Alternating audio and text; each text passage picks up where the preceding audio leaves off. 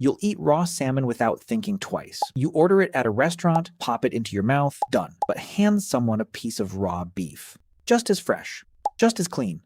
And most people flinch. Something ancient takes over. Why does one raw animal feel safe to eat, while the other feels like a threat? The answer isn't about taste. It isn't about culture. It's about something happening at a cellular level, between you and whatever you're about to swallow. A biological negotiation your body has been running for tens of thousands of years. Let's get into it. First, let's clear up a common myth. Raw fish and raw meat are not equally risky. Health data on foodborne illness consistently shows the same pattern. Illness linked to fish is usually milder, and it tends to pass more quickly. Illness from raw or undercooked mammal meat usually hits harder and lasts much longer. That difference isn't random. It comes down to what can actually survive inside your body. Here's how it works. Every parasite and pathogen evolves around a specific body temperature. A cow runs at close to 101 degrees Fahrenheit. That's almost identical to your own internal temperature. So a parasite that has spent generations adapting to a cow's gut finds your body almost indistinguishable from home. It doesn't need to adapt, it simply moves in. A fish is completely different. Fish are cold-blooded. Many live in water only a few degrees above freezing. A parasite built for that environment enters your 98.6-degree bloodstream, like stepping into a furnace. It isn't built for that. Most of them can't survive the transition, let alone establish an infection. Scientists have a name for this: host specificity. It's the biological rulebook that helps explain why sushi feels survivable while raw beef does not. But temperature is only half the story. The other half is biological relatedness. You share far more biology with a pig or a cow than you do with a tuna. For a pathogen, jumping from one mammal to another is a short leap. The body chemistry is similar.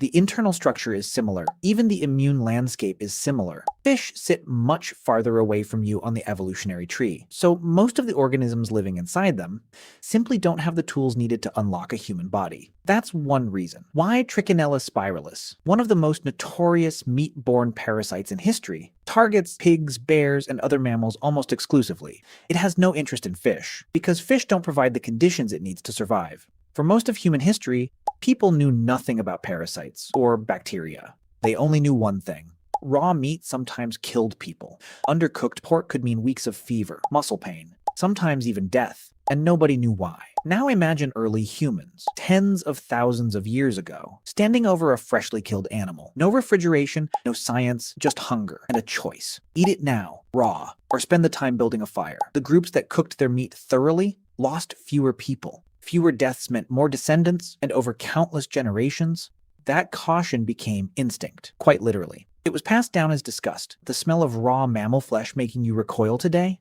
isn't random squeamishness, it's inherited caution.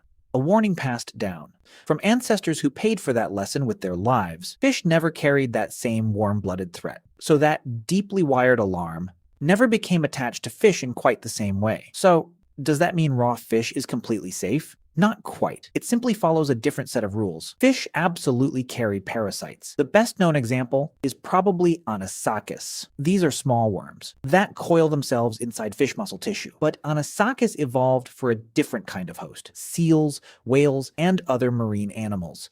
When it ends up inside a human, it usually can't complete its life cycle. It may cause sharp stomach pain or irritation for a short time, but it usually can't establish a long-term infection, the way a mammal parasite can inside mammal tissue.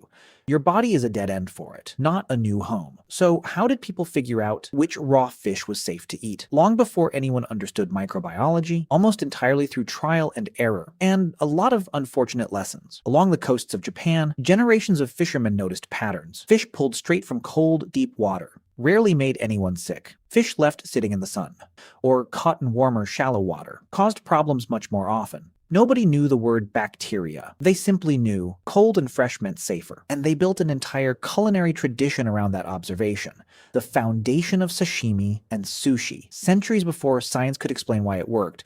Modern science eventually added something ancient instinct never had: controlled freezing. Researchers discovered that holding fish at very low temperatures for a specific amount of time reliably kills the parasites hiding inside. That isn't tradition anymore, and it isn't guesswork, it's regulation. In the United States, fish sold as sushi grade is legally required to be frozen at -4 degrees Fahrenheit for at least 7 days before it can be served raw. It's a simple temperature war, cold enough, for long enough, to eliminate something that was never built to survive those conditions in the first place. Naturally, the next question is obvious. Why not freeze meat the same way? And eat that raw too. Here's the catch. Freezing is very effective against parasites, but it does almost nothing against bacteria. E. coli and salmonella aren't parasites. They're bacteria.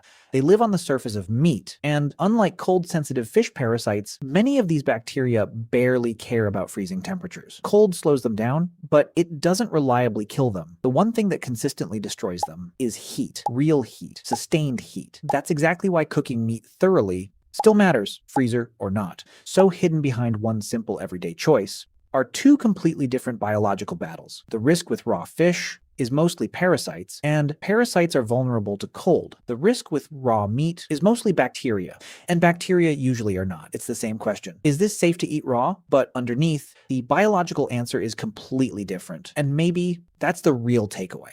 This was never really about fish versus meat. It's about distance, genetic distance, thermal distance, biological distance, the distance between you and whatever is sitting on your plate. The closer an animal is to you, the more likely its hidden threats can survive inside you too. Fish are distant enough, cold enough, different enough, that most of what lives inside them reaches a dead end. Mammals are close enough that their hidden threats can slip right in. So the next time you eat sushi without a second thought, that isn't carelessness.